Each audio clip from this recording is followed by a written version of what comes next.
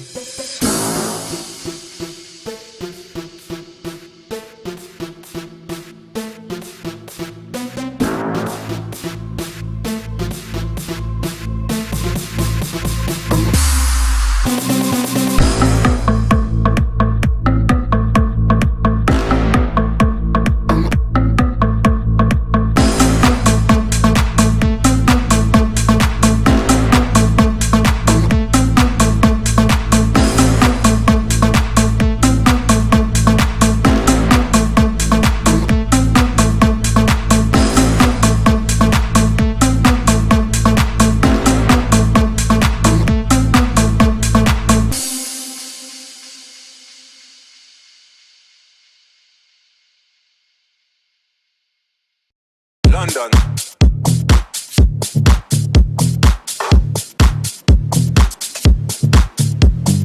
Brooklyn.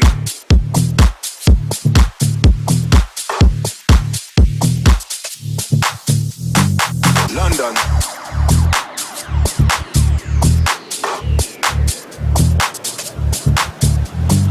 Brooklyn.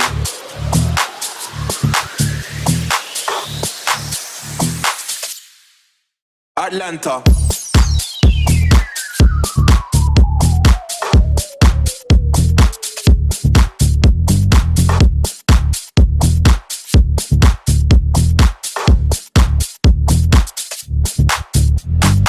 London. Harlem. Brooklyn.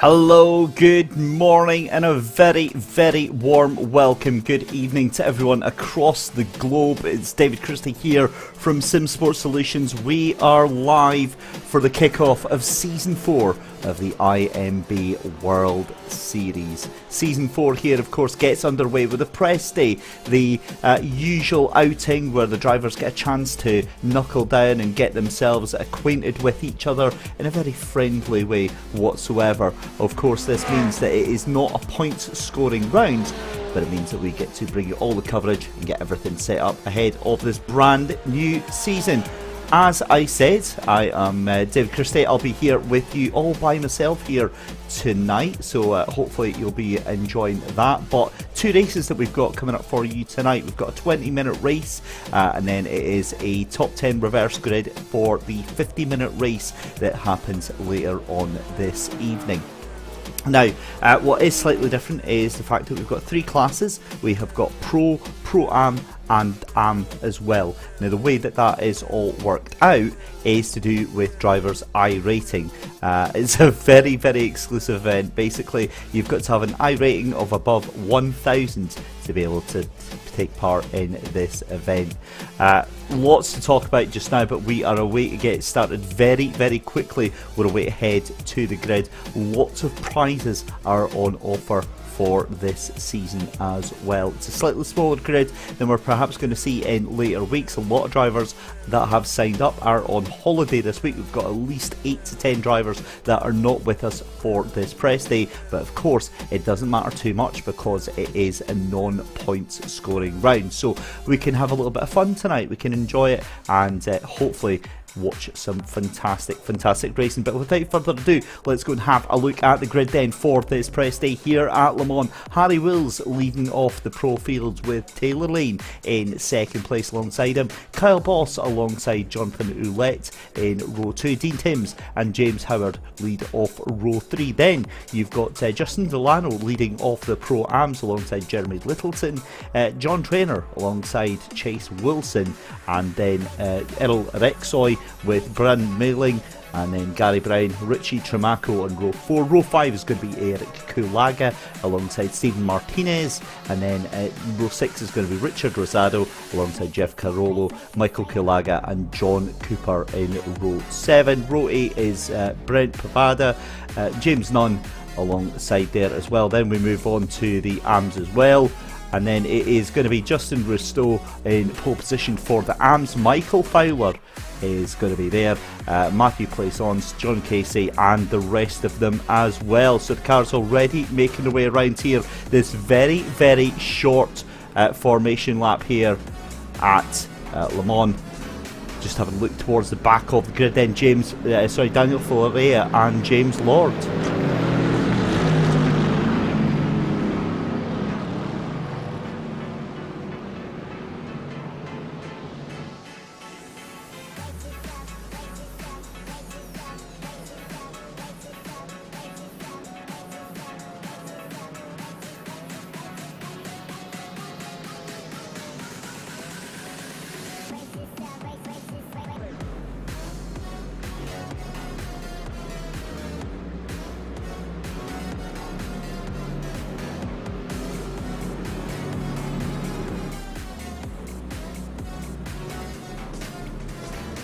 So here we go then, the cars making their way through the final couple of corners then.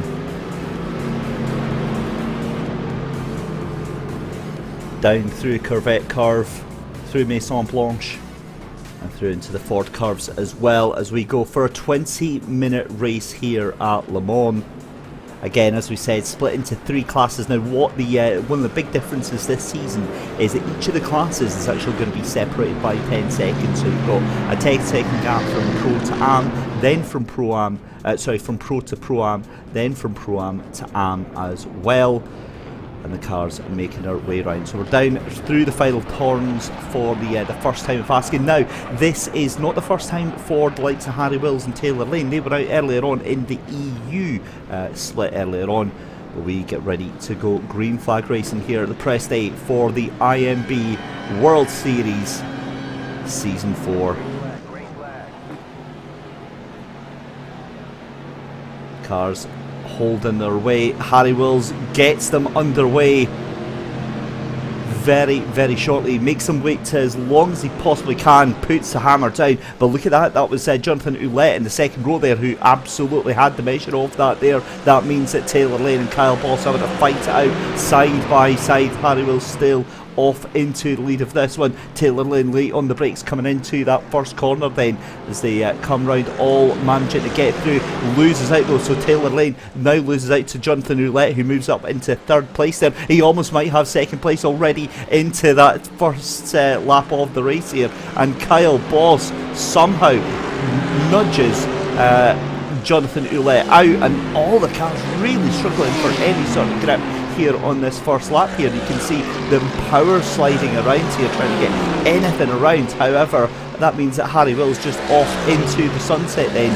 Taylor Lane in second place, Kyle Boss and Dean Timms side by side as they come down the straight here, the Mulsanne straight.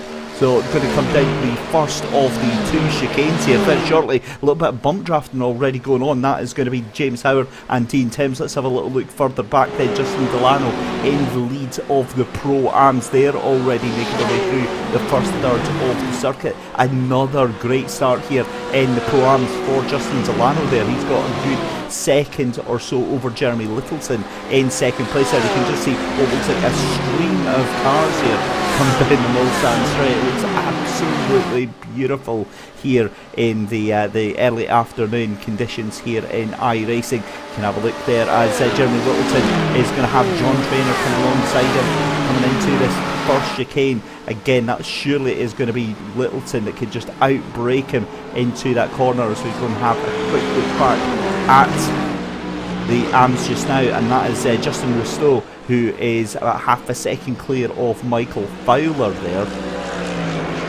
But again, apart from that little wild start for the pros, really it's been quite a calm affair so far for the first half here. But talking of the pros here, it is all still kicking off because Harry Wills 1.5 seconds ahead of this battling group here. Taylor Lane getting drawn back in, and that looks like Kyle Boss gets a slow down penalty there because that allows James Howard to move up and take position. Maybe it was just a move wide, and in fact Harry Wills gets a slow down penalty as well, and that puts him from first to fourth position. And it really does cost you quite badly. We saw this, you know, time and time again through the EU split earlier on. These slow down penalties if you exceed the track limits. Of course, iRacing notorious for how strict it is on these track limit infringements. You slow down, you lose a lot of time, and at Le Mans, if you slow down, you are a sitting duck in the water. So Taylor Lane, your new leader of the race and of the pro class as well. Justin Delano still in lead of the Pro-Ams, but caught up massively now. Look at that, that's 0.3 of a second to Jeremy Littleton, and he is getting caught hand over fist by all of the cars behind him. And of course, remember, there's not going to be any fuel saving in this race just now, because it's only a 25-minute sprint race, and then you've got your next one coming up. So we've got more action there, and that is Taylor Lane. Taylor Lane is dead. Taylor Lane, what has happened there? Because he was doing oh so well here. So Taylor Lane from the lead of the race. Now, has he been murdered? It looked like that might have been, was that Dean Timms that was behind him? No. What? I'm sorry, I got distracted. I was looking at my timing screen, then I just saw Taylor Lane all by himself there. That is the most bizarre accident I think I've ever seen. Let's see if we can see that from a slightly different angle here. So he's obviously lost control of the car here. He's lost it there. You can see the back end firing out here. He tries to correct it, and then the grip just kicks in and sends him speeding off into the barrier there. That is a very very accident on some cold tyres there. So that is going to be from the lead of the race then, and that is going to be out for Taylor Lane. He is done, dusted, and he is out of the race for him. Now James Howard then decides to try and take the lead of the race. It's a little bit of a poison chalice with only 5 minutes gone so far here.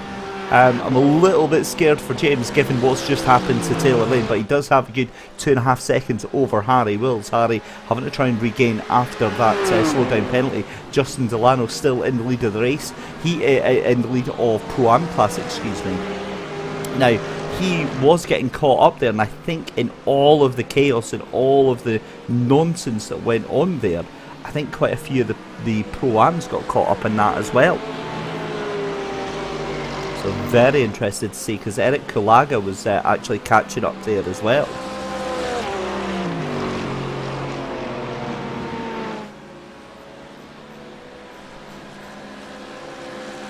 So it looks like Taylor Lane has went back to the pits. He's tried to come back out again. In fact, no, this is him just trying to get back round to the pits here. And that car is so badly broken. The suspension is done. And that is a heavy hit into the wall. And that is it. Yep, back to the pits for Taylor Lane. Well, there we go. Right, back to the pro battle then. And Harry Wills still fending off Jonathan Roulette and Kyle Boss here.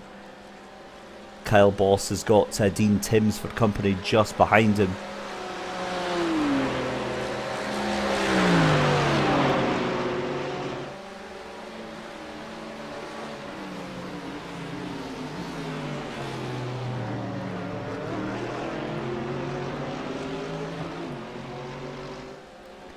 So it's BMW leading, Mercedes leading, Porsche for the top three in Pro. Then it's Porsche in the lead with Justin Delano. Again, look at how much John Traynor has been able to close in that gap onto Justin Delano. Delano had what was about a 1.7, 1.8 second gap there, as we've got a change of position here. Jonathan Roulette takes second place then from Harry Wills, very, very deep in the corner there. Here comes Boss, Kyle Boss around the outside of Harry Wills. Is he able to get that move done? No, he's not quite able to get it done just yet. He is looking very, very menacing though. The BMW is such a frustrating car. I absolutely love the M4 GT3. It's a very, very stable car.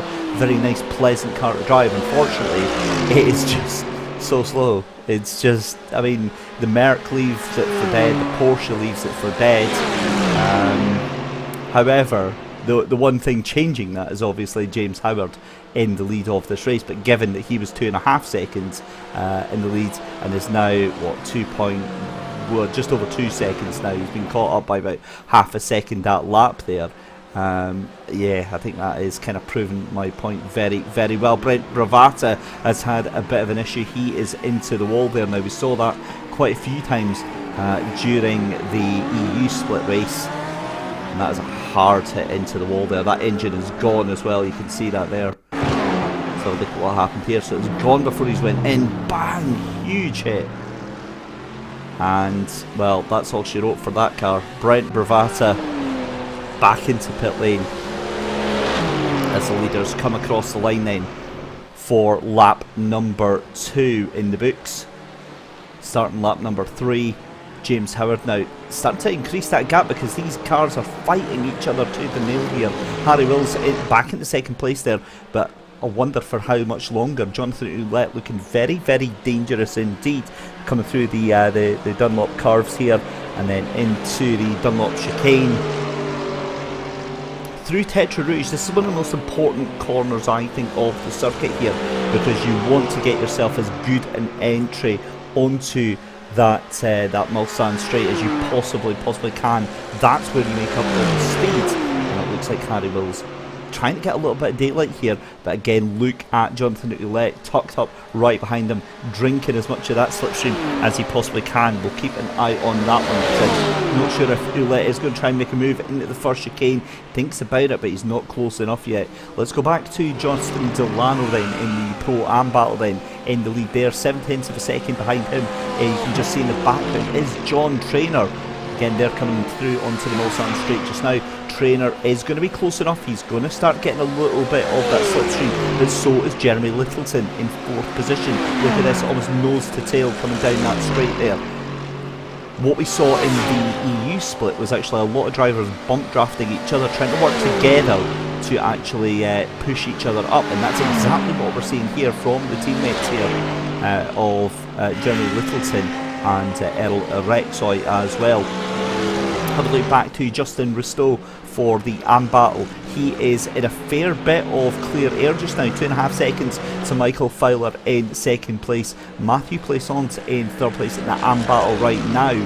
And again, quite a bit of daylight for them just now. So we're almost halfway into the first race of this press day. And again, looking very, very comfortable for a lot of the drivers. But a lot of, you know, real sportsmanship work.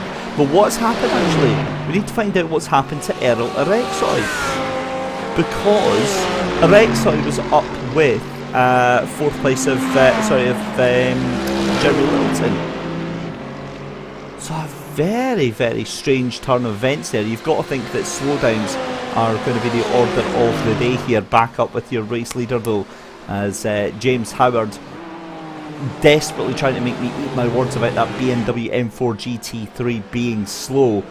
But the simple fact is, it is getting caught up by that triple pair of Harry Wills, Jonathan Ouellette and Kyle Boss there. If they do get their act together and start slipstreaming, then I think he is going to be in a bit of trouble. John Cooper just getting 6th position from Michael Kalaga there. This is another three-way battle that we've got going on here between John Cooper, Michael Kalaga, and I believe that is James Nunn that is involved behind that as well. All fighting for position again. The amazing thing is, this is not for any sort of championship points whatsoever. This is just for essentially, you know, bragging rights. That's all it is right now.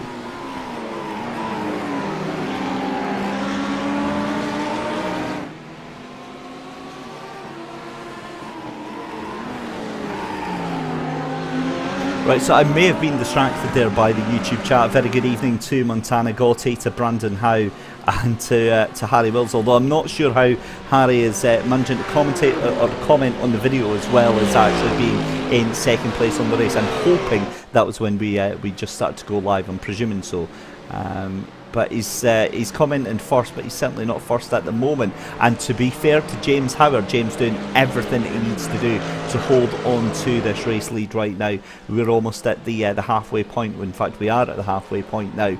So it's James Howard from Harry Wills, Kyle Boss, Jonathan Ouellette and Dean Timms. That's your top 5 in the pros just now. And then in the pro-ams, it's Justin Delano. Kyle Boss, though, having a bit of a moment there, going off track. He's under pressure now from Jonathan Ouellette, pushing it a little bit too hard there. But Justin Delano, as I said, in the lead of pro-ams from John Trainer.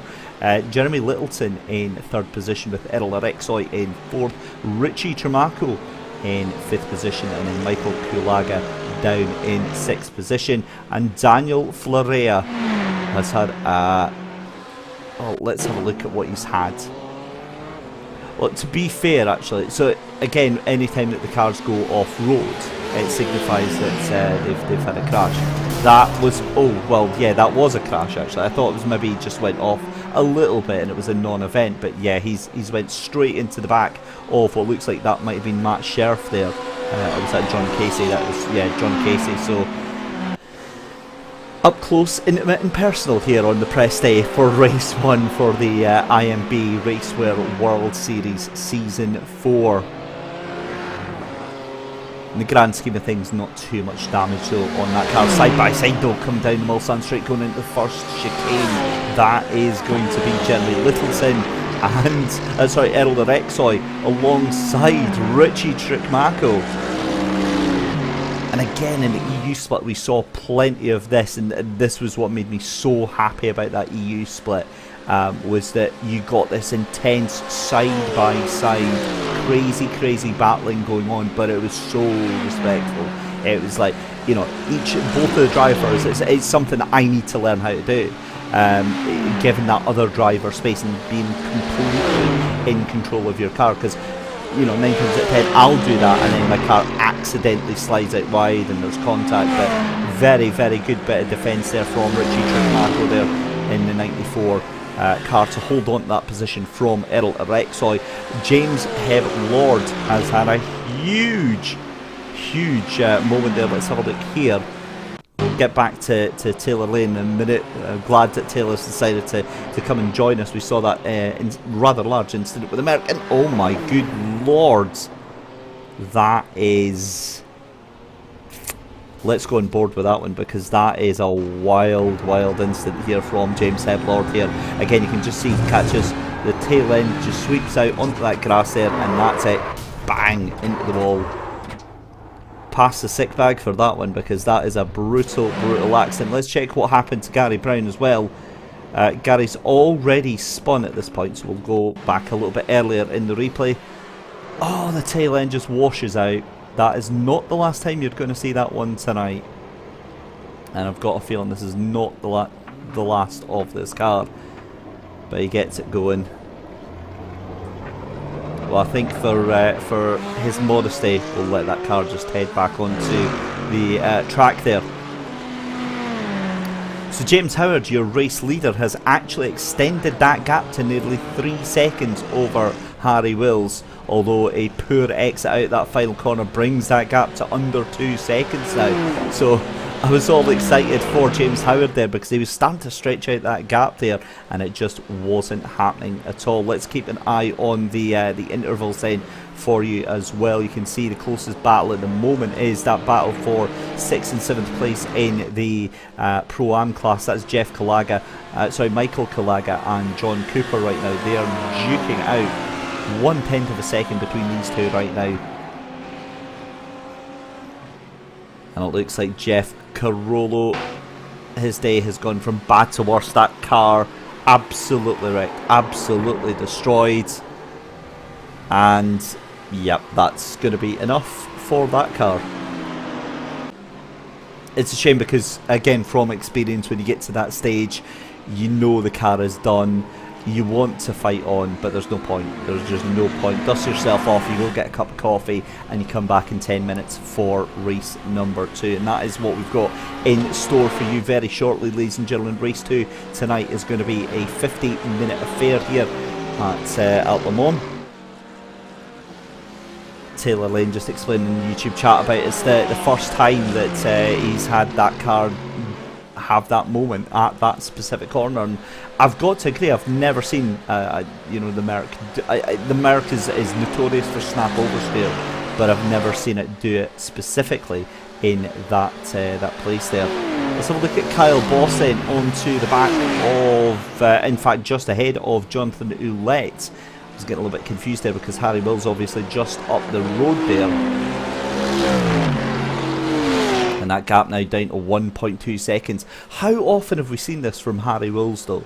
He has a bit of a wobbly start and then just comes up like an absolute rocket ship. But don't discount Kyle Boss and Jonathan Ouellette just yet, especially because it looks like Jonathan Ouellette is actually bump drafting Kyle Boss. Well, I was the way to say that they were working together, but Kyle Boss tries to get it done. That's a me move right there. That's a just power slide the car around the corner, no matter the cost there. And yeah, that's usually where I end up head first into the competitor that's by my side. But fair play to Kyle Boss, who's managed to hold on to that car there. Jonathan Ouellette keeps that third position in class just now. But again, they need to work together. They need to keep pushing, and that's exactly what you're seeing there. Boss right on the tail end of Jonathan Ouellette. I can almost guarantee you that there is a big bit of bump drafting going on to try and catch up to the back of Harry Wills, because that gap now just 1 second between James Howard and Harry Wills, and 1.3 seconds between Harry Wills. Oh, and that's a big moment for Harry Wills there. You saw him just really struggling to get that car back onto the track there. He went wide at the corner, didn't actually lose any time whatsoever, so I've got no idea how he's managed to do that. And we've now got a four-way battle for the Pro lead right now. Justin Zolano in the lead of the Pro-Ams right now. That's all very quiet right there. 1.8 seconds to Trainer down in second place there, John Trainer. Then it's Justin Risto in the lead of the AMS. However, it is a cracking little fight going on side by side here between Michael Fowler and Jason Arnsberg actually. So Fowler's just taken that place from Arnsberg, demoting that BMW down into third position here. For how long is going to be the questions. We've got 5 minutes left to go in this first race of the brand new season here.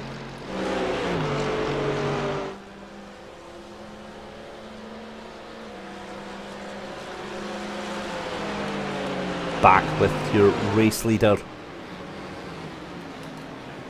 James Howard then coming through the second couple of corners in the world famous Le Mans circuit here, through the Dunlop chicane.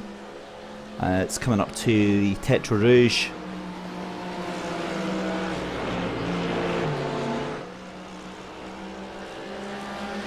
Again, just explaining it as Kyle Boss does make a move there on Jonathan Ouellette.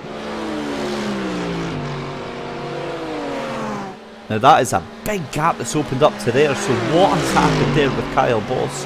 Let's have a little look here, because that is probably going to be, is that going to be a slowdown? It is, look at that, Jonathan Ouellette getting a slowdown, and that is what costs the car so dearly. You definitely don't want to have that coming up to Tetra Rouge.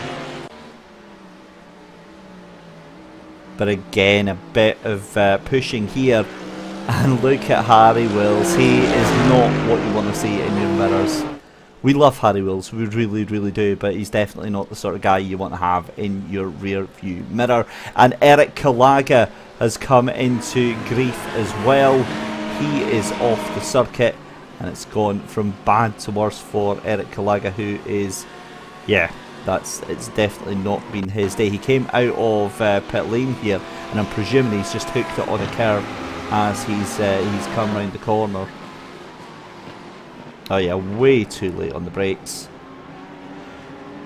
So he's not actually crashed, but yeah, it's not a great look for him right now.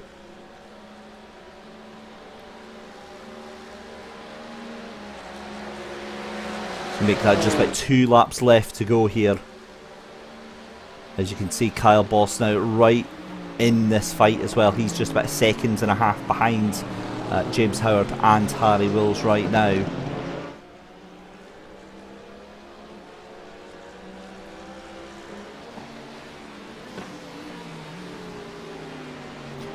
A very, very good evening to Kelly Donna. Thank you very much for joining us tonight. It's an absolute pleasure to have you along. First time watching this, very warm welcome along to World Series Leagues. This is what you can expect every week for the next 11 weeks. This is the press day, so this is almost like a taster of what is to come in the season ahead. Of course, we head off to Spa next week for the first round of the championship, first point scoring round of the championship. We've got 2 races in store for you tonight. This is the tail end of race 1, and then the top 10 of this race for each class gets swapped around for the second race, which is double the length. It's a 50-minute race. James Howard currently in the lead of the Pro class just now, and Justin Delano in the lead of the Pro-Ams, and then Justin Rustow in the lead all by himself. Been a very lonely race for the AMs as well, because they've been very, very spread apart. Justin Rustow above Michael Fowler, and then Jason Arnsberg in 3rd position. Matthew Plaisance in 4th position. Rick Swan in 5th. Daniel Florea in 6th. Matt Scherf in 7th. John Casey in 8th position. And actually a very, very good point actually brought up by Kelly Donna, saying that the AMs get no attention. Right, so the simple fact is we've got about 32 cars on track. We've got about 27 that are left. The problem is that the AMs are all spread out, so they're all split apart, with the exception actually now of Jason Arnsberg, who is away to make a move here onto Michael Fowler. So that's going to have been a slowdown surely, because there was about 0.5 second between them two. Those two are neck and neck now as well. Daniel Ferreira right onto the back, I believe, of John Casey as well, side by side though, as Arnsberg and Fowler duking it out here with just 1 lap left to go. In fact, your leader James Howard already on to the final lap here. So yeah, Kelly, back to your point about the AMs not getting much coverage. It's basically a case of we've got to try and show where all the battles are. You'll have several battles happening at once, so we don't deliberately exclude the AMs from it. it's obviously we have to try and pick what's entertaining to watch because we want to make sure you guys are enjoying it. But you'll notice that we're constantly talking about, you know, where the pros are, where the pro-ams are. We'll give you rundowns through the field, and if there is anything entertaining happening, we will always try and switch with that. Just like that, Jason Arnsberg, I couldn't have planned that any better. That was a huge moment for Jason Arnsberg there for Eclipse Racing Esports there. He just, and I mean literally just manages to hold on to that one. Michael Kalaga makes a move then on James Nunn as well to take that position, 7th place in class for him. But that was a big scary moment there from Jason Arnsberg. He's obviously going to lose that position to Michael Fowler then. He's not going to be able to make that move here, and it looks like James Howard is settled in the lead so far of this race then. 25 minutes gone. This is the last lap right now. Harry Wills in that 2nd place now, drops back to 1.5 seconds, and Kyle Boss drops down to 4th place after having this moment coming into the first chicane here. Again, looks like just a little bit too much speed, a little bit too much eagerness, and that is a big hit into the wall, and he almost gets wiped out by Jonathan Ouellette there. Huge moment there for Kyle Boss, but he will finish this race.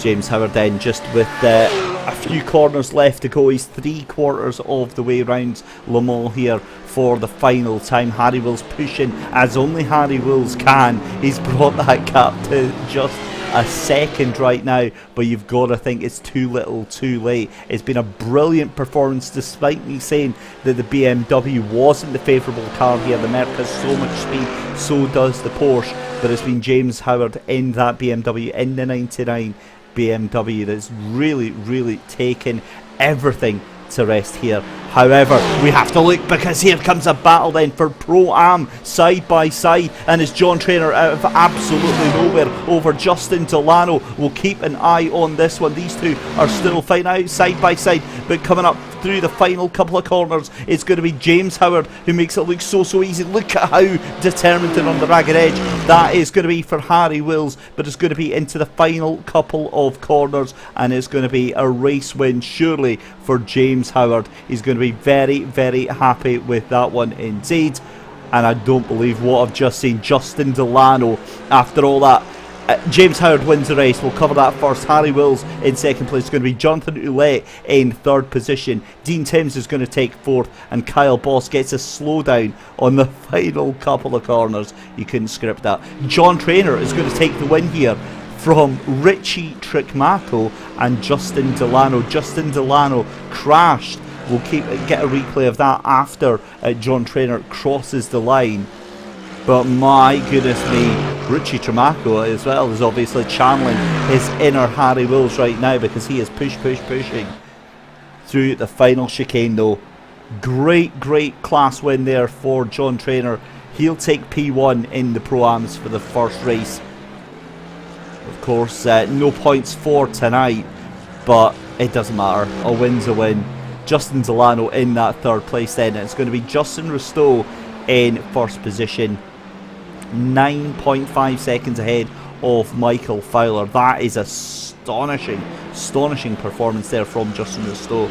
Jason Arnsberg is 6 seconds behind him.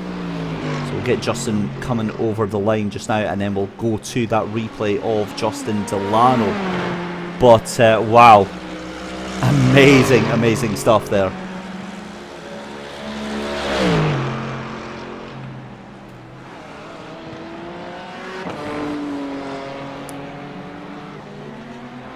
Here comes Justin Rustow then for Giza Racing Team to make it a win in the AM class there. Let's see what actually happened to Justin Delano then.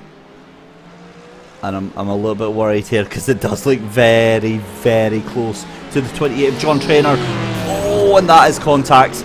That is contact on the inside from the 28 of John Trainer, who went on to win the race there. Eesh, that is... yeah, well, we'll leave the stewards to talk about that one. But what a race that was. We'll bring the results in just a minute. We're just waiting for the final couple of cars to come across the line. Matt Chef, Daniel Filarea, Matthew Plaisance, Andrew Hewitt, as well as Gary Brown and a couple of others. But a brilliant race nonetheless. And about 3 seconds separating some of the cars there. That was Andrew Hewitt and Gary Brown going through the final corner there. What a race one though. That was absolutely fantastic. Really enjoyed that here for the IMB World Series League Season 4 here. And we can now, I believe, bring you the results very shortly.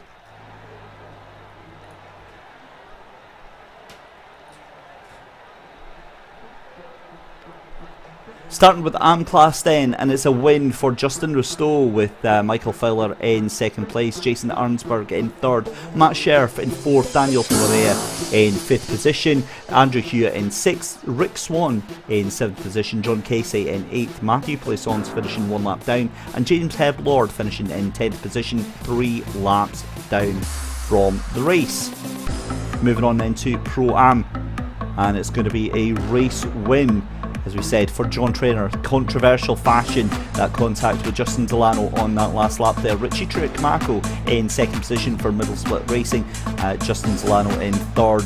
Errol Rexoy takes fourth position, Jeremy Littleton in fifth, Chase Wilson in sixth, Michael Kalaga in seventh, James Nunn in eighth, Stephen Martinez in ninth, Gary Brown in 10th, and John Cooper in 11th position. 3 laps down, also 3 laps down, Eric Kalaga, Brian Mailing, Jeff Carollo, Brent Bravata and Richard Rosado. It does show them many laps down. They actually didn't finish the race.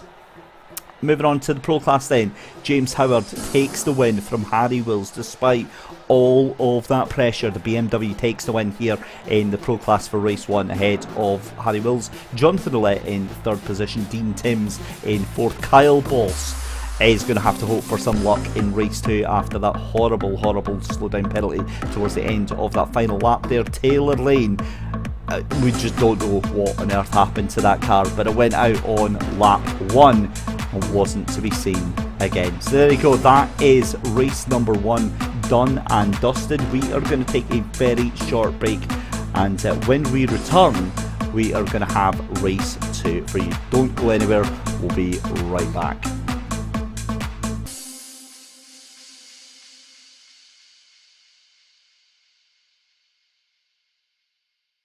London,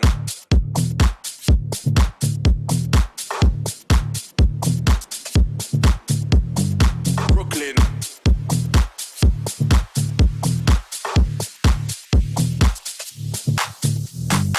London,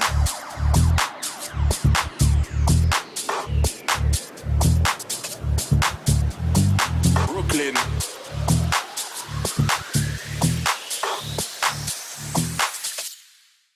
Atlanta,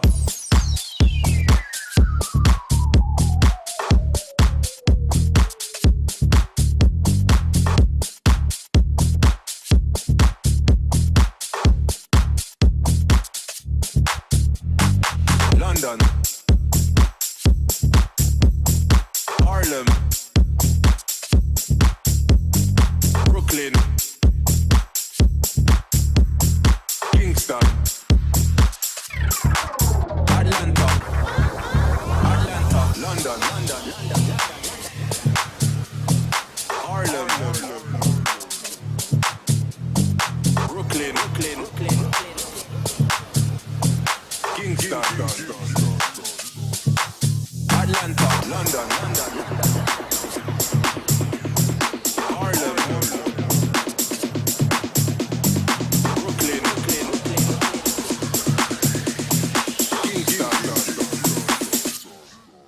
Atlanta.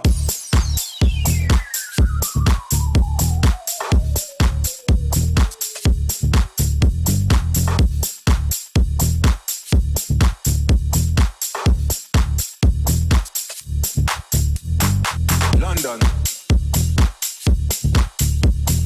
Harlem,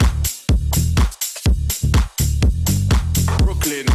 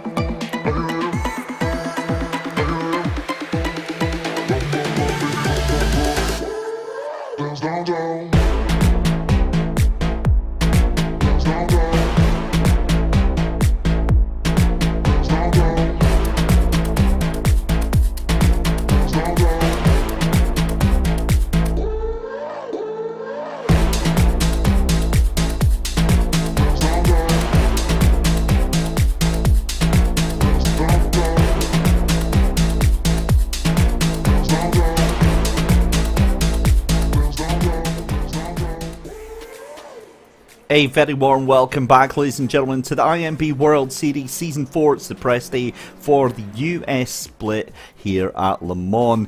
A wild and crazy first race, a very, very difficult race for everyone driving the Mercedes earlier on. The BMW taking all of the plaudits there in that first race there. A brilliant, brilliant race win.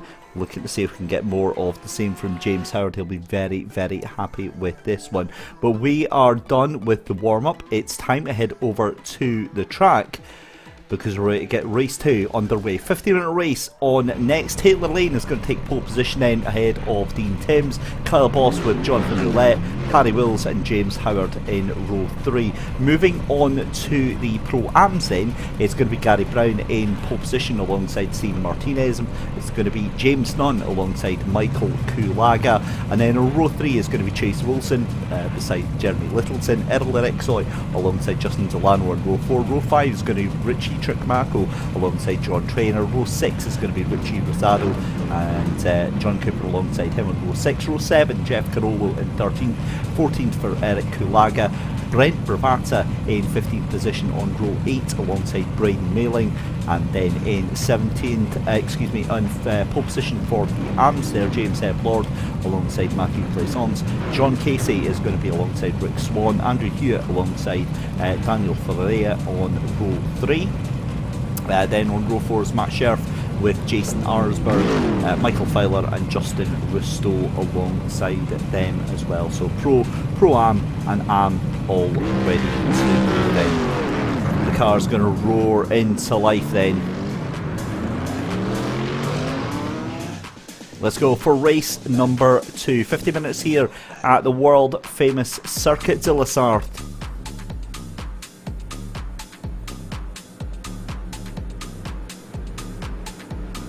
So the big question is, can Taylor Lane actually survive a full lap in this? That is going to be the big question. Very, very bizarre race number 1 that we had. Gary Brown, of course, leading off the Pro-Ams as well. And then James Lord is going to be heading out in race number 2 as well. We've got a couple of drivers who have just come in to sort out, so we'll get them added in.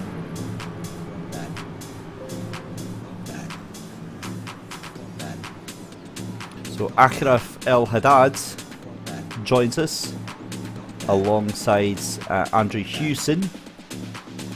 We need to get them added in because they'll be missing from the Pro-Am lineup. There we go, we'll get them added in.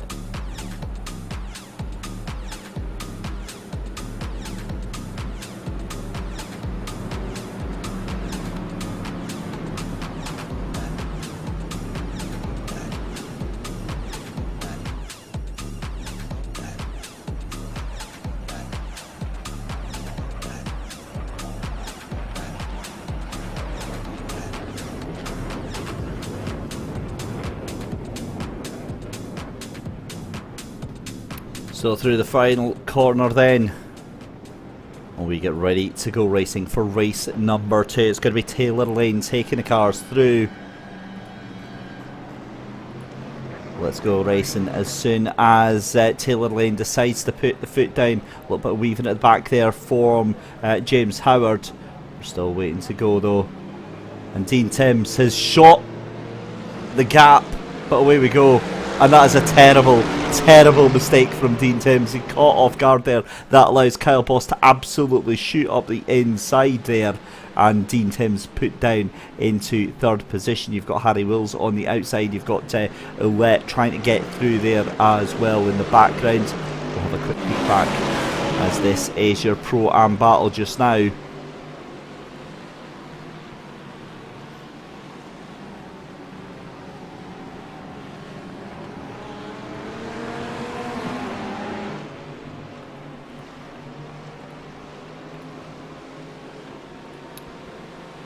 And we have got an absolute murder of cars going on there. That was John Trainer, your... oh dear. If I remember rightly, John Trainer won race 1. And I'm wondering if there was maybe some afters after that last race. Let's see what happened here then. Coming up to the Dunlop cars. In fact, just before that then, through into the left-hander. He gets nudged out. Comes back in and all hell breaks loose behind him. Gets collected by one of the cars there. Very, very unfortunate, but that is John Trainor's days done and dusted. Already back to the pros just now. Taylor Lane ahead of Kyle Boss, Dean Timms, Jonathan Roulette, Harry Wills as well. They're all fighting it out 3 wide because, of course, why not? Coming down the Mulsanne straight, coming up to the second chicane. Who's going to blink first? Well, they all get themselves sorted out. Jonathan Lett leads Dean Timms and Harry Wills. However, back in the Pro-Ams, Gary Brown ahead of, well, everyone. Stephen Martinez, James Nunn, Errol Eriksoy, Michael Kulaga. It's just an absolute gaggle of cars. Jeremy Littleton, Justin Delano, Richie Trickmackle, all involved there. Then we move back to Matthew Plaisance now, a second already ahead of John Casey and Andrew Hewitt. Rick Swan in 4th position in Matt Sheriff is in the lead of a gaggle of cars here. Jason Arnsberg, Justin Rustow, Daniel Ferreira and Michael Flower all in this one as well. So amazing little fights going on all the way through, and here comes Jason Arnsberg up the side. That's going to be Matt Sheriff, but Justin Rustow fancies having a shot as well. That's going to be a slowdown for Matt Sheriff. That's what that is, and that's put him right to the back of this group. Meanwhile, Taylor Lane comes under pressure, and there goes Kyle Boss for the lead. Round the inside is going to be Taylor Lane trying to fire it up on the inside, but that move is done and dusted. Kyle Boss takes the lead of the race, and Taylor Lane's going to have to watch himself because here comes Jonathan Ouellet wanting to make a move up the inside as well. There's a little bit of contact there, and Zakharov in the background. I've got a horrible feeling that was James Howard who was caught up in that one. That was just running into the back of the car in front there. Let's go on board just to see what exactly happened here with James Howard. It's going to be on the braking point into that right-hander there. Loses control of the car, and it didn't actually, well, he did hit something. He hit Harry Wills as he lost control there. And Taylor Lane is gone. Taylor Lane, as we come back. No. Taylor, why? Right, we need to see what happened there, because all I saw was just smoke and I heard it, and it looks like the Merc. Has he lost control by himself again? Oh no, he's been murdered. He's been murdered by Kyle Boss. Kyle Boss lost control. And of course I say that tongue in cheek. There's absolutely nothing Kyle Boss could have done. It's exactly the same corner where Taylor Lane died that last time. Oh my goodness me, that is heartbreak. Absolute heartbreak. There's more chaos and drama going on in the AMS now as well. Justin Rousseau has crashed as well, and he's taken 5 cars with him out of this. So let's see what's happened into here. Oh my goodness me. Bang, bang, bang, bang, bang. Right, so all the cars just stopped trying to avoid Justin Rustow there. Harry Wills is on the edge, as only Harry Wills can do. In fact, Harry Wills has lost it. Oh,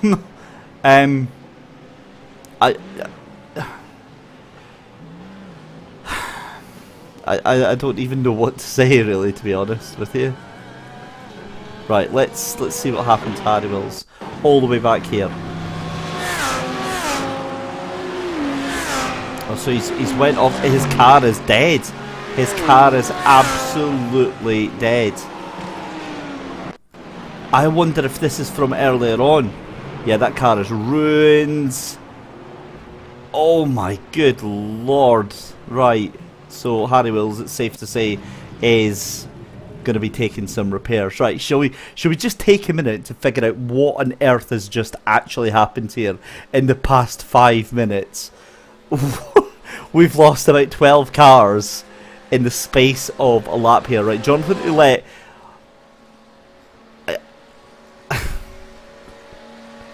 So obviously I have live timing that I've got in a second display here. There's 2 cars. 2 cars from Pro are still on the lead lap. What on earth? Gary Brown leads Pro-Am from Stephen Martinez. James Nunn in 3rd position. Again, that gaggle of cars there. You can see just behind James Nunn leading Jeremy Littleton, Errol Eriksoy and Justin Delano. Michael Kulaga in that as well. Eric Kulaga is a couple of cars back there. And then it is just an absolute melee. An absolute melee. 50 minutes this race is going to be. We're barely 6 minutes 20 in, but let's see how many cars out of the 34 we've lost. We've lost 8 cars already. So 8 cars have gone. James Hebb Lord has had a bit of a moment. Let's see what's happened to him. He's power slid that car into the wall. Yeah, that's unfortunate.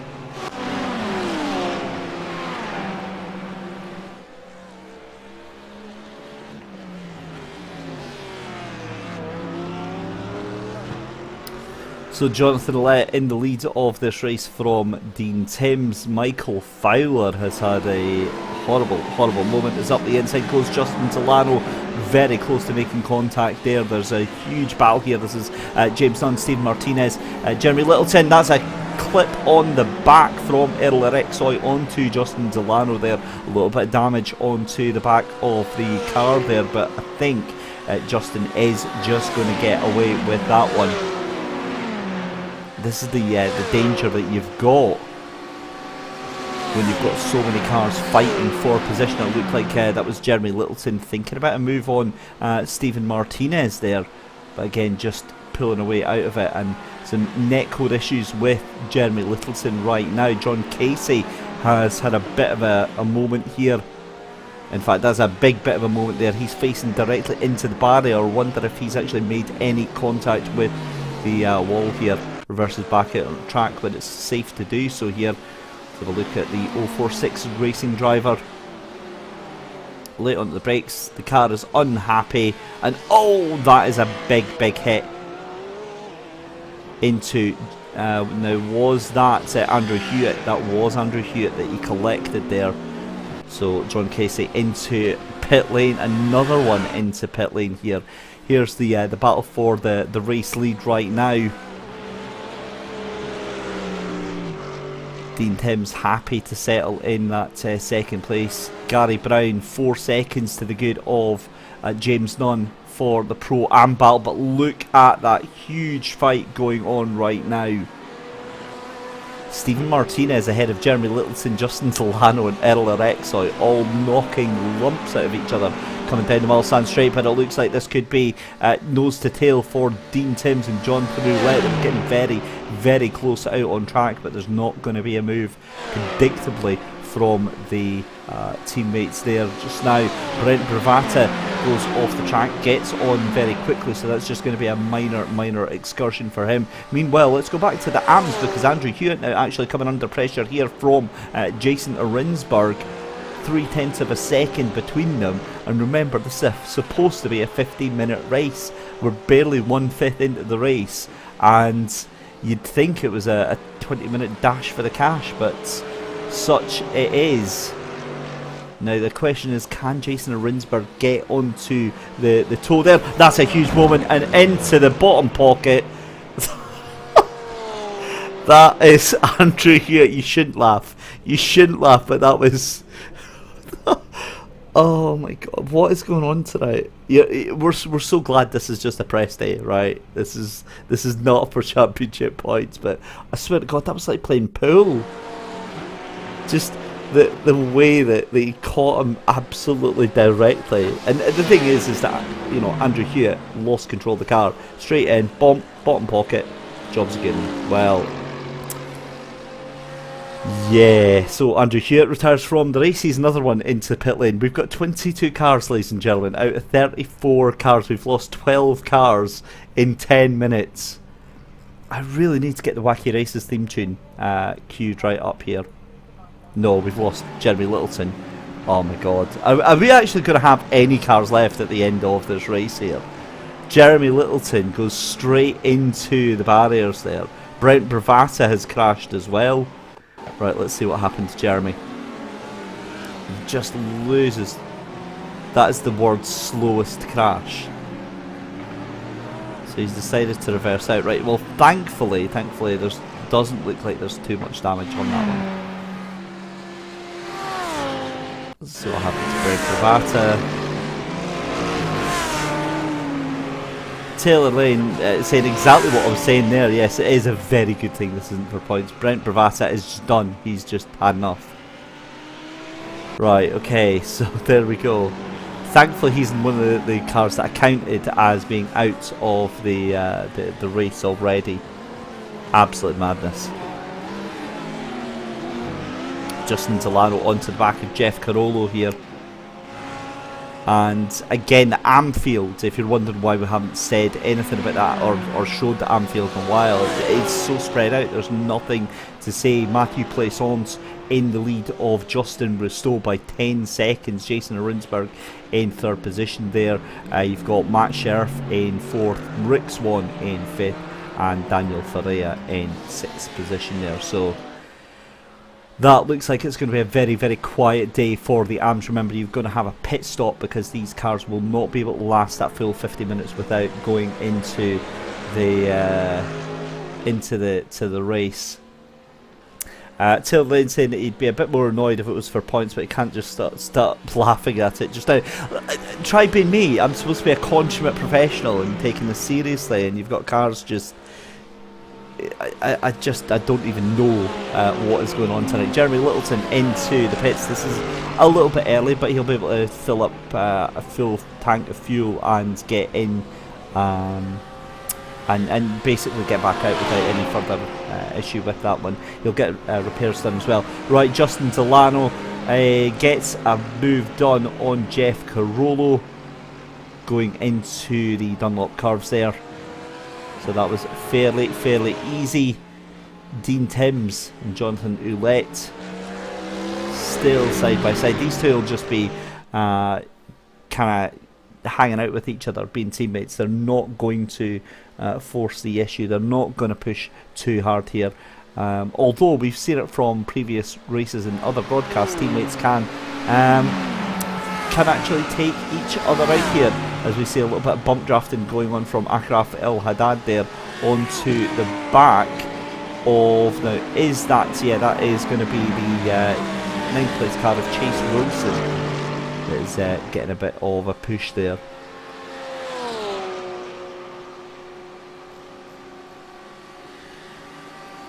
Justin Delano, what have you done now? No. Hooks the corner, takes too much of the curb there. Is that going to be into the wall? Very slightly, holds it, tiny little touch. We'll just, yeah. I genuinely don't think we're going to have any other cars here. Rich Trickmako has had a moment as well coming into the final chicane. Way too fast, tries to get onto the brakes here. And ends up going into the gravel. That is, we can accept that because that is not going to cause him any issue whatsoever. It's not going to cause him any damage. We've now got 21 cars remaining in the race.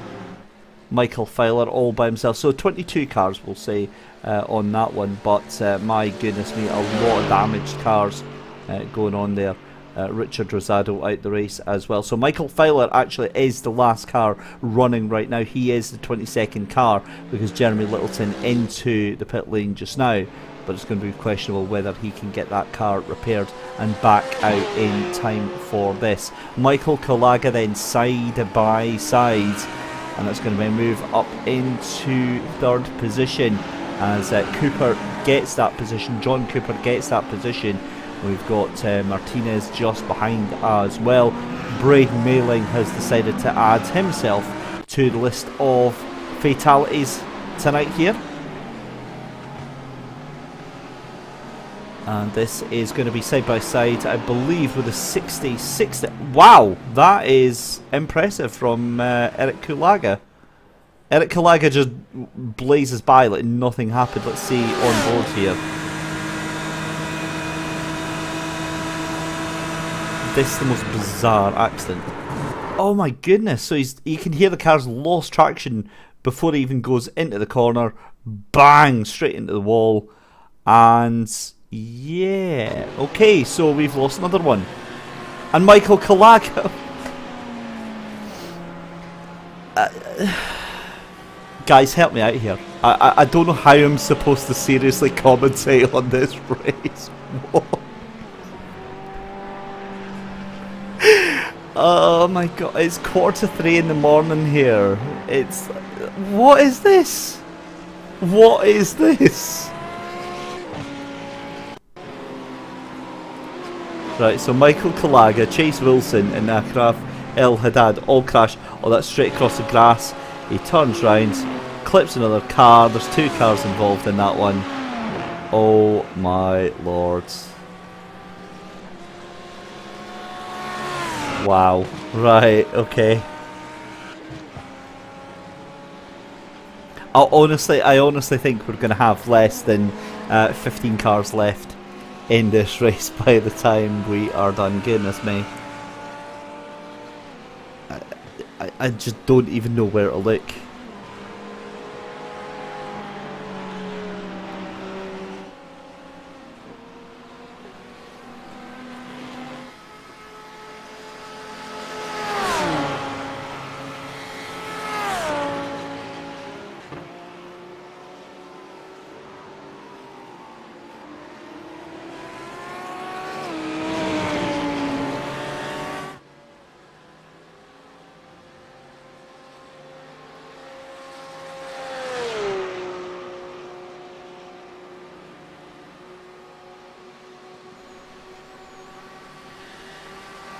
So back to the action. Just to remind you, we're barely halfway into this race. We've already lost nearly half the field, so we're doing very, very well. It's still Dean Timms ahead of Jonathan Ouellette, the 2 teammates side by side together, bump drafting each other all the way up the Mulsanne straight. This is the battle for second place. So Gary Brown in the lead of Pro-Am. It looks like Errol Arexoy trying to make moves here on James Nunn right now. Second place and third place in the Pro-Am battle. What is Arexoy going to do? He's going to move into the slipstream. I think this might be a little bit too early just now, because he's going to want to wait until after they've gone through this right-hander here at the at Mulsanne, and then on the Curb de Golf, the long, sweeping, gentle right-hander. But again, he tucks back in, thinks better of it right now. Jason Rinsberg has crashed. Let's have a look at what he's done now. So I've got a feeling this might all be by himself. It is all by himself, although it's more of an oopsie rather than an actual crash. So fair play to Jason. He actually does back off into a safe position to rejoin onto that one there. So yeah, fair play to him there. The gap between Dean Timms and Jonathan Ouellette is opening up very, very quickly indeed. As is the gap between James Nunn and Errol Arexoy, but Achraf El Haddad was catching up onto the back there of Jeff Carollo.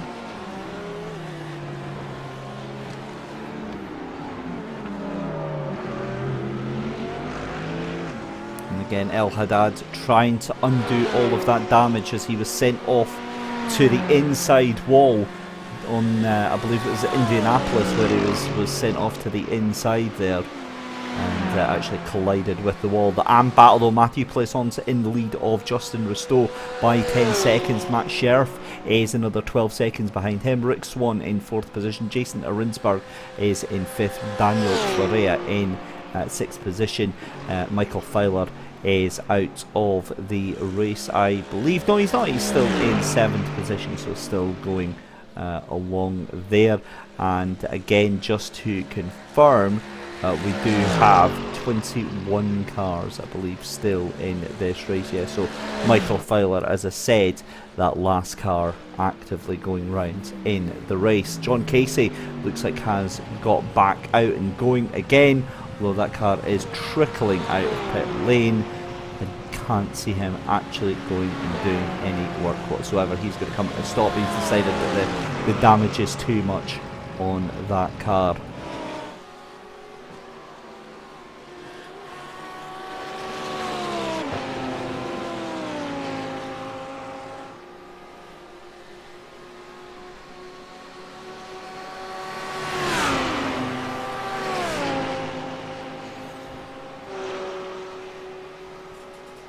So Taylor Lane actually, again, just pointing out that something unusual he feels happening with the grip levels. And again, I don't know, it's something to have a look into, but I would have to agree, because, you know, certainly within the first race, within that first lap, there's a lot of, you know, struggles for traction with some of the cars there. So again, definitely something to look into. However, we need to keep concentrating on this little battle here for second position in Pro-Am right now. James Nunn just ahead of Errol Rexoy, and I recognise exactly what's going on. Errol Rexoy doesn't want to overtake James Nunn right now. He wants to push James Nunn to as fast as James Nunn can go, but he's tucking in behind, and he wants to save as much fuel behind that car as he possibly can. We've had another visit to the wall there, I believe, have we? No, it's John Casey retiring to the pit lane, although he's still showing as out on track. So John Casey having a little move there. Now this is earlier when he decided to leave pit lane but didn't decide to leave pit lane, so it shows up that he had an instant there, but nothing too much to worry about. Rapidly approaching halfway in the second race of the evening here for the IMB World Series Season 4 here on Sim Sports Solutions. David Christie taking you through all of the action tonight here, and I'm going to apologise in advance because I think this race has kind of sent me over the edge. It's made me a little bit giggly with all of the craziness that has been happening here tonight. Again, it's just a press day, so no points are on offer for tonight, so the drivers can relax knowing that this night of mayhem and chaos won't affect their season in any way whatsoever. However, it is a good barometer of things to come. Rafael Haddad is just half a second behind Jeff Carobo still, as they fight out for one of the last places in that Pro-Am field just now. Of course, as we said, Rafael Haddad was caught up in a 3-car incident, including his car earlier on, where he was somewhat innocently sent off into the barriers and has more than likely a little bit of damage on that car. As we said, out of the 34 cars that we had starting this race, we do have 21 cars remaining in this race. John Casey still pushing it a little bit too hard. 22 cars actually, because John Casey, as we've got a car off in the background, that is Jason Rinsberg, and that I believe is going to be the left-hander there at Indianapolis. Well, that's not good. Thankfully, just a little bit off into the gravel, so it's not too bad there. He'll get going again and keep pushing. Yeah, that's not the best for Jason Rinsberg. Let's have a look actually what happens here.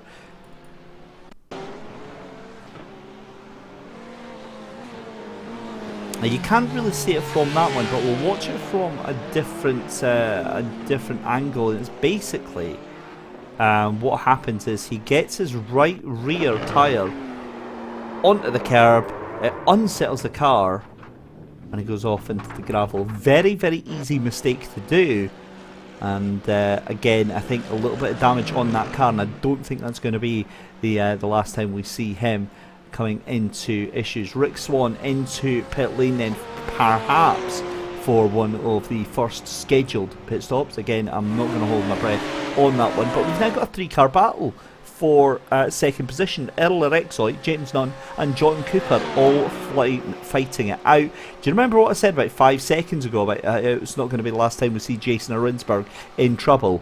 Jason Rinsberg into the pit lane after crashing. Let's see what's happened here. I think it's going to erroneously show that up as a crash here, because he just went slow. He tries to slow down, goes across gravel. Yeah, that's not really a crash, is it? Oh my goodness me. Yeah, he's fine.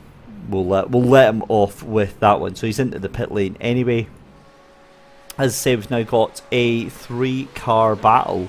Well, we did have a 3-car battle between Errol Rexoy, John Cooper and James Nunn, but John Cooper has been left to the devices of James Nunn here. So let's see, I think that might have been a slowdown penalty for John Cooper. Sorry, for James Nunn. No, it's just a straight up pass there. So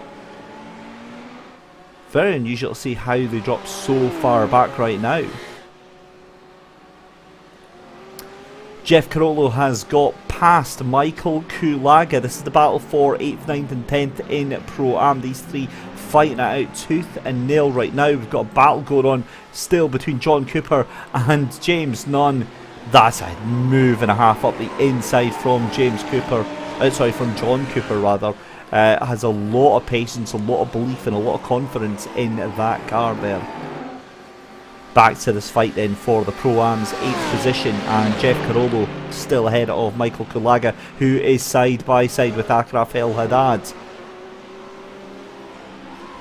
Around the outside, no way, Achraf El Haddad, that is a move and a half. Is he going to get that done down in time? That's through Indianapolis onto the right-hander at Arnage. Can't get that, no way. You're kidding me, what a move by Achraf El Haddad. We need to get another look at that again. We'll have a look on board then. He just has the confidence to go around the outside. Back on early, job done. Great overtake there from Achraf El Haddad to take that 9th position away from Michael Kulaga. John Cooper still fighting out with James Nunn. We've well past the halfway point in this second race, a 50-minute race here that we've got at Le Mans. And again, the battle's now kind of petering out because we've got pit stops underway here. But have a look at this. James Nunn fancies this position from John Cooper right now. 0.2 of a second separating these two as they come through the first couple of corners of the circuit here, through the Dunlop chicane, then into Chapel and through into Tetra Rouge, through into the S's, and then this long right-hander of Tetra Rouge that leads into... Now that's got to be a slowdown for James Nunn, because you'll notice there that that was 0.8 of a second, and that's now up to 3.8 seconds there. So that is absolutely bizarre. Sorry, 1.7 seconds there. So no idea what has happened there as Matt Sheriff into the pit lane here for the AM battle. Matthew Plaisson still in the lead of that one by 7.9 seconds. That gap's actually come down. That was 10 seconds. So that is down by 2 seconds. Look at the power slide from the ERS by Skyline Designs car of Matthew Plaissance. That is not going to be the fastest way around. I'm going to tell you that right now. And I wonder if Matthew Plaissance has maybe overdriven that car a little bit here.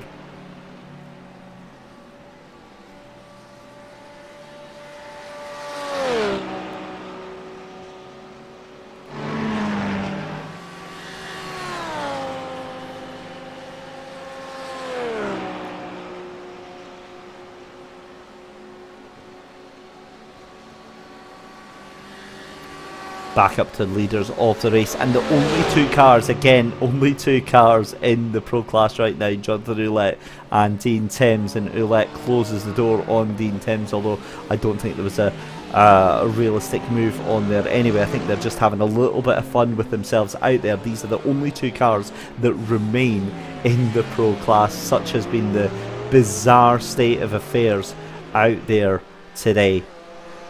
20 cars, 21 cars remain on track just now, and from the looks of it, only 19 of them are on the lead lap right now.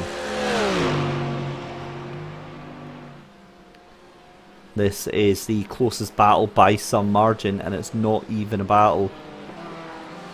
James Nunn 1.5 seconds behind John Cooper right now. That gap seems to be extending a little bit. Jason Arinsberg, more problems for Jason. Back to the pit, and I've got a feeling that's us down to 20 cars. He's into pit lane, and let's have a look what has happened to Jason Arinsberg. Again, that car just strewn with troubles and issues through the day here. Already off balance, clips the curb into the wall, right at the corner as well, to deal maximum damage to that car, and that is almost certainly going to be a retirement. James Heblord gets himself back out onto track. Alright then, we'll take that. So we'll have a look at James once he gets back out. He's several laps down. Dean Timms and Gary Brown both into the pits at the same time here.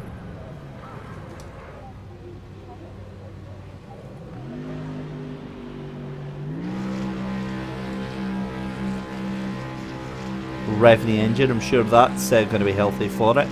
Gary Brown into the pits, Errol Erexoy, John Cooper, James Nunn, Stephen Martinez into the pits as well. Dean Timms has done his pit stop, 16.2 seconds for that stop. Richie Trickmako has crashed as well. Let's have a look at what's happened here.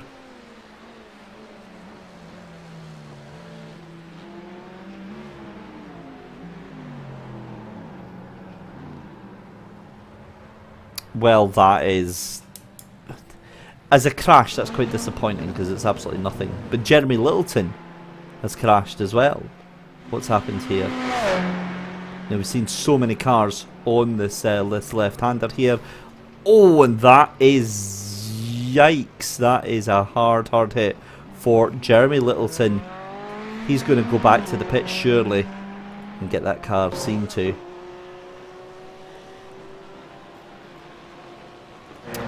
Yep, Jeremy Littleton into the pits, and I believe we might be down to 19 cars now, because I don't think he'll get that car repaired in time.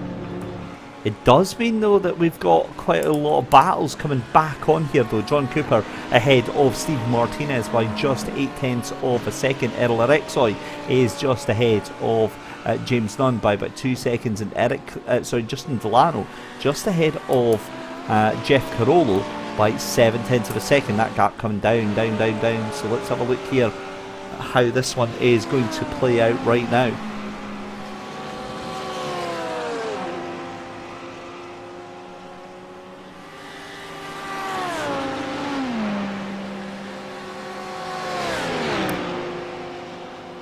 Daniel Florea into the pits for the AMS as well.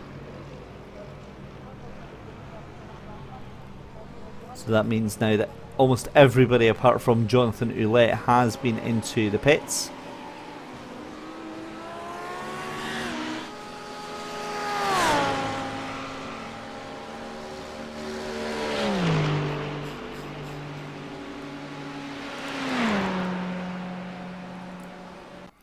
Let's see what's happened here to Dean Timms. Oh. Well, thankfully he's avoided the barrier, but that is not what you want to happen down in second place.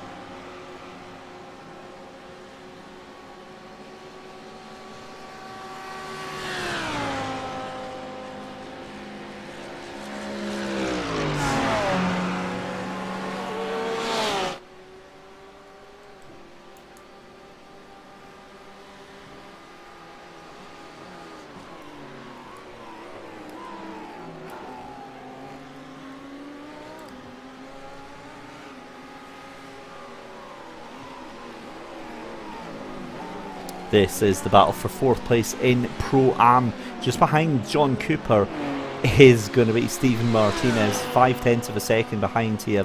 Decent little battle going on. You can see just behind there as well, that is going to be Justin Delano and Eric Kulaga just on the tail end of him just now, as Jonathan Ouellette, race leader, comes into pit lane.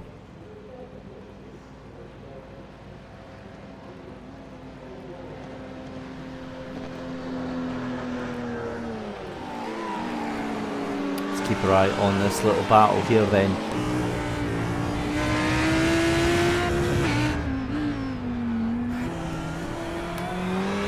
Stephen Martinez onto the back of John Cooper, 0.7 of a second right now.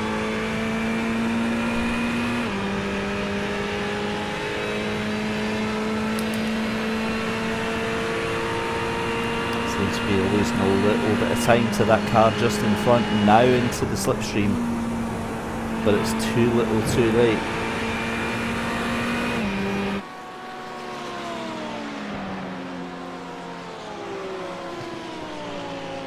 With just 13 minutes left to go in this race here.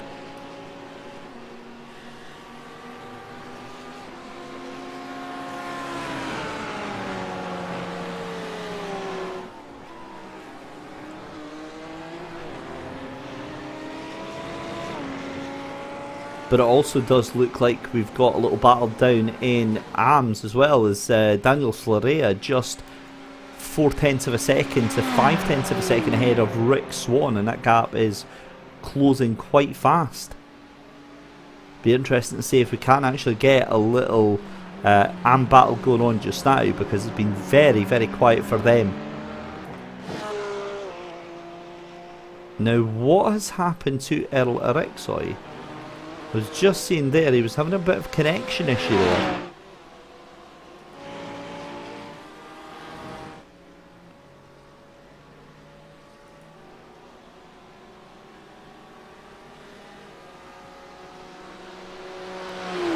It's a little bit of a strange moment for Erexoy there, but nowhere near Gary Brown, because that gap is what, 14 seconds right now.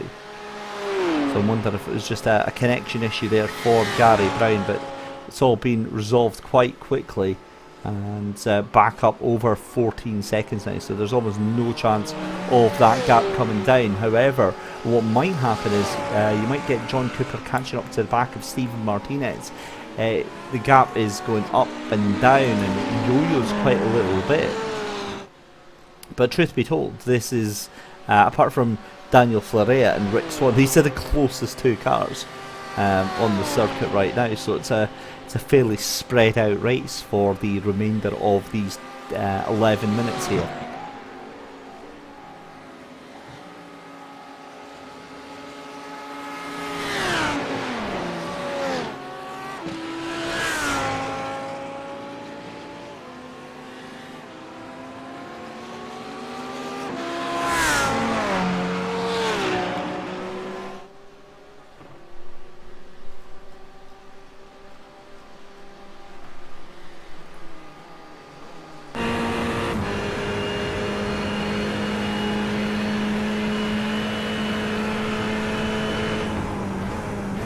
Well, Stephen Martinez has John Cooper firmly in his sights as they come through the Mulsanne corner. But it does seem like John Cooper able to get a much better drive out of that corner. And have a look at this, because Justin Delano wants to come and join the party. He's 0.8 of a second behind this little fight here just now. Now the question is John Cooper fuel saving right now? Because the top end speed that Stephen Martinez has in the Ferrari is pretty significant.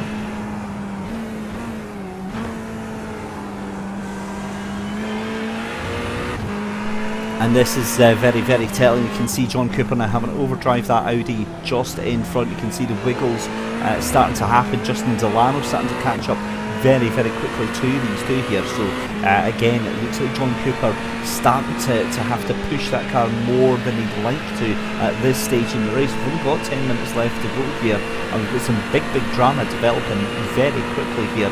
Justin Delano almost immediately onto the back of these two.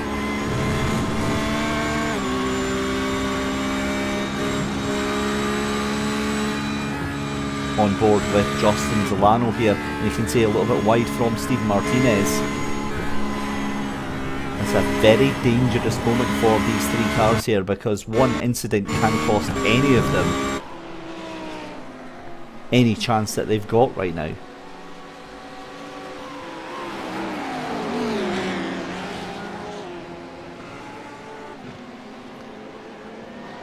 Still watching with Justin Delano. He's right onto the back end there of Stephen Martinez. Gets the great exit from that last corner there to start lap number 10. This is going to end in tears. You just have that feeling. Justin Delano onto the back of Stephen Martinez. Martinez gets a slow down penalty, has to hand over that position there, does so, and through goes Justin Delano then up into 5th position. Now it's going to be a case of how long can John Cooper hold on, because Delano was faster than Martinez and surely is going to be even faster than John Cooper. He's got 8 minutes left to do it. Can he get that done? Matthew Plaisance as well is now coming under real pressure right now. In fact, scrub that, I was completely misreading the timing tower. Plaisance is 6.3 seconds ahead of Justin Rustow, so he's absolutely fine, but he is just within touching distance of Michael Kulaga for the Pro-Am, so it's not for class position, but it is for overall position there. Steven Martinez might have another shot at this. He's trying to catch on to the tail end of Justin Delano. Can't quite make it happen. John Cooper now getting reeled in, that gap under a second. And this is where it starts to hurt that Audi in front. The straight line speed just doesn't seem to be there.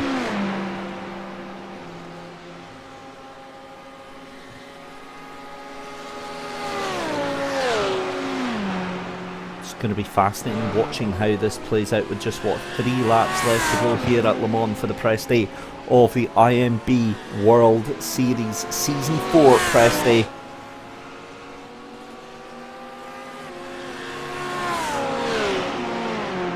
We're currently fixated on this battle for 4th, 5th and 6th in the Pro-Am category. It's Jonathan Roulette to take you through the field. Jonathan Roulette and Dean Timms, the only pro cars remaining in this field. That should tell you everything that you need to know about how this race has been so far. Gary Brown leads Errol Erexoy and James Nunn in the Pro-Am battle. Then in the Am battle, you've got Matthew Plaisance ahead of Justin Rustow and Matt Scherf as well. You can see Matthew Plaisance making a move on Michael Kalaga and likely making that stick.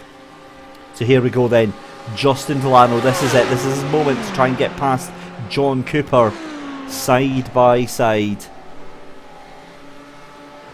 On the run down to Indianapolis. Moved on round the outside as cool, calm, as collected as you like. Beautiful move there from Justin Delano to take 4th position from John Cooper.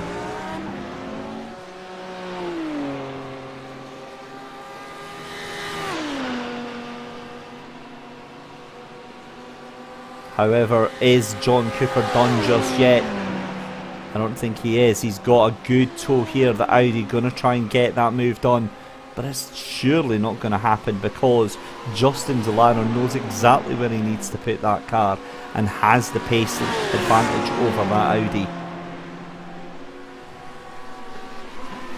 The main issue for John Cooper right now is he's going to have to watch out for Steven Martinez in that 6th position, just behind him.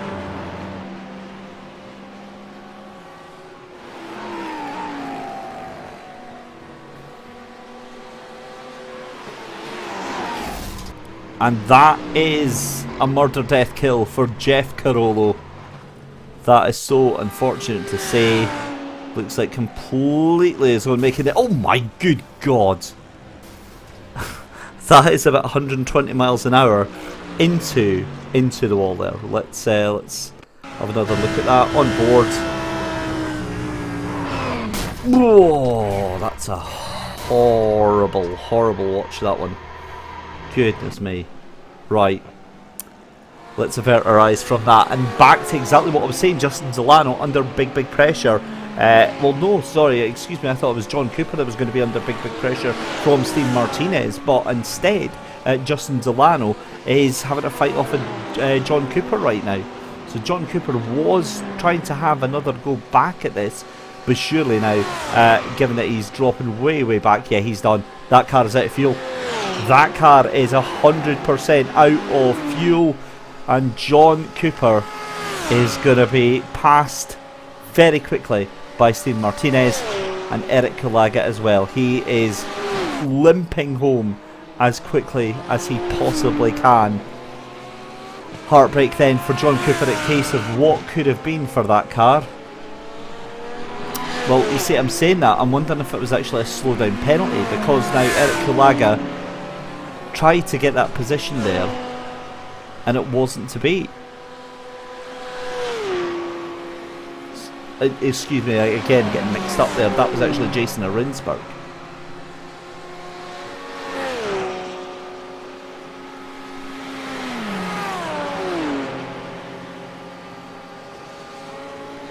So 19 cars left in this race then. Michael Fowler and Jeff Carollo have decided to call it a day.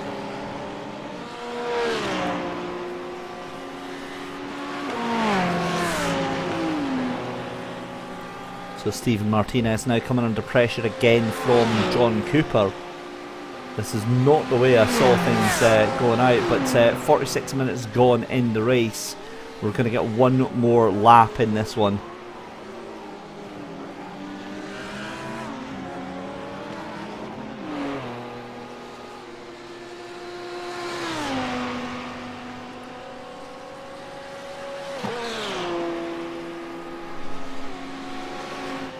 A very unusual opening rounds press day here. Of course, no points on offer, as we kept saying.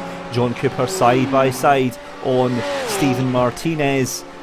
Can he make this stick? They're side by side. He's going to try and hold on to it, and unbelievably Stephen Martinez says nope, you're not having that one through Indianapolis.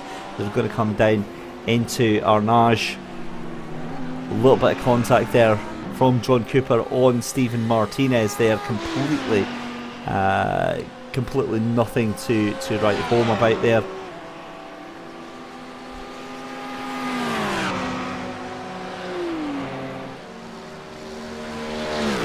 Michael Kalaga limping that car back home. You can see that huge damage on the rear right there.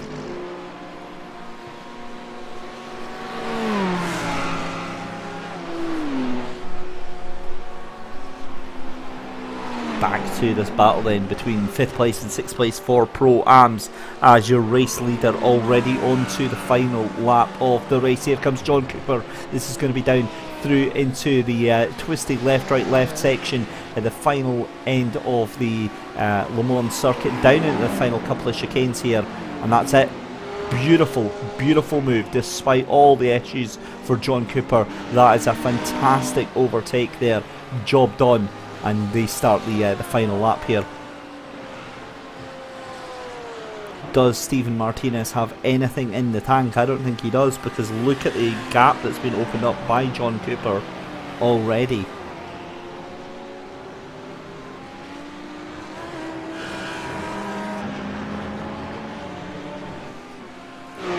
Back to your race leader then. Jonathan Roulette has looked absolutely faultless. He did have his teammate Dean Timms to keep him company for most of the race, but after the pit stops Dean Timms ran into trouble and it wasn't to be.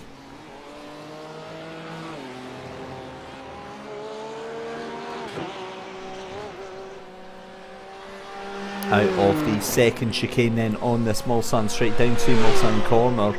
Dean Timms 13.9 seconds behind, catching up quite quickly, but I don't think really going to be able to make any real headroom, because this is just pace management from Jonathan Roulette at this point in time. Dean Timms in second, as we said. Only 2 cars running in this Pro class. Gary Brown in the lead of the Pro-Ams. Errol Erexoy up into second place. James Nunn into third. Justin Delano in 4th, John Cooper in 5th. Stephen Martinez trying to get back onto the tail end of John Cooper, but I think that turkey is cooked. Eric Kalaga in 7th place. 8th place for Akraf El Haddad in Pro-Ams. 1st place in the AMS is Matthew Plaisance right now. He is still ahead of Justin Rustow, but only just actually, because that gap now is just 1.8 seconds, and we need to figure out what on earth has happened there. Plaisance, that last lap there, Plaisance is actually lapping 2 seconds a lap slower than Justin Rustow. So this could all change on this final lap here. The gap is 1.6 seconds there. You can see your second place man right behind. So we could have an absolute cracker of a finish for the AMS coming up very shortly. Michael Kalaga in 9th place for the Pro-Ams. It's actually Matt Sheriff is who I meant to mention there in 3rd position here for the AMS. Eric Kalaga gets ahead of Stephen Martinez.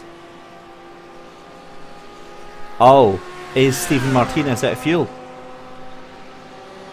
He's going very slowly indeed. That car's limping. He's got no fuel.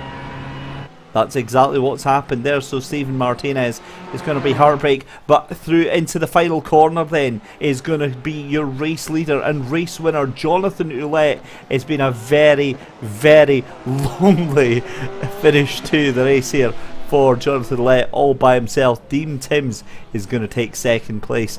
13.7 seconds here on this press day for the IMB Racewear Season 4 of the World Series GT3s. Big donuts for Jonathan Lett. He taps his teammate Dean Timms for good luck. Gary Brown 20 seconds ahead of Earl Rexoy, who is going very, very slowly as well. No doubt that he's just managing the tyres as well.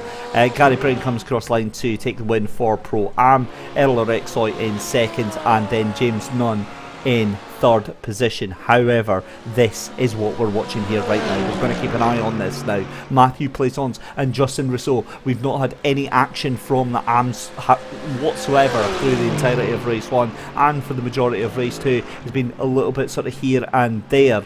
And let's have a look here. Earl Rexoy gets down into third position. So he's out of fuel as well. Right, anyway, back to the Ampal. Oh, and there's Matthew Plaisance. He makes a mistake coming through into the final couple of corners, and he has just cost himself. He has cost himself the lead of the race. Justin Rousseau takes the lead, and that's it. That is going to be all she wrote on that one. Unbelievable stuff there. Unbelievable stuff. Justin Rousseau from absolutely nowhere is going to take the race win. He's going to be delighted with that.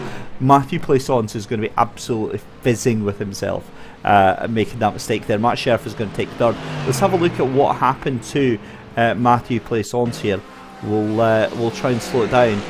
He's just too late into the brakes in the corner. Struggles to keep the car under control there. Does get so, but yeah, there you go. Second place for Matthew Plaisance. Third place for Matt Sheriff. Well, what do you say about that? A wild finish to a bizarre, crazy, bonkers race. That is just... I've not really seen anything like that. 18 cars are going to finish this race. Out of 34... 34 that started, 18 finish. So just over half the cars finished this race. However, less than half of them on the lead lap. If this is a sign of what's to come for the IMB Racewear World Series here in Season 4, then we are in for a very, very interesting season ahead. Remember, 10 weeks start from next week. We end up going off to Spa next week. Then after that, we are going to Hockenheim, Red Bull Ring, Interlagos, Watkins Glen, Canada, Monza, the Mosport, Daytona Road, and Mount Panorama as well. All of those tracks are going to be coming up through the season. So that is us for tonight. All that's left to do is for us to take you through some results. Just waiting on some of the final cars coming across the line just now. I think we're waiting on John Casey. He is just coming across the line just now, and then we'll be able to get your results and wrap up this broadcast. It's been an affair. It's been an ordeal getting through this race, but we made it together. So let's check out the results for our final race of the evening then. Jonathan Lett taking the race win from Dean Timms by 10.6 seconds. Harry Wills, Kyle Boss and Taylor Lane, along with James Howard, retiring from the race. Pro-Ams, and it is Gary Brown ahead of James Nunn.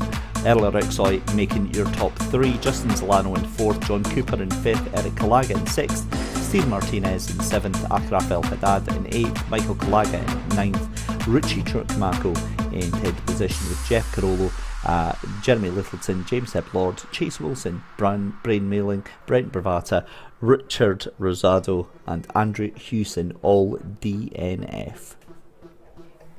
Over into the AMs then, Justin Rousseau takes it on the final lap after that last lap mistake there from Matthew Plaisance. Matt Sheriff in third position, Daniel Ferreira in fourth, Rick Swan in fifth, Michael Fowler finishes one lap down, Jason Rinsberg, John Casey and Andrew Hewitt did not finish. 34 cars started, 18 end the race. That says it all. Ladies and gentlemen, I've been Dave Christie. Thank you so much for your company tonight. We hope you've enjoyed the show. We will be back next week with Alex Goldschmidt for the US split. He will be taking you through all of the action here as we head to Spa. But from everyone here at SimSport Solutions, thanks very much for watching tonight, and we will see you next week.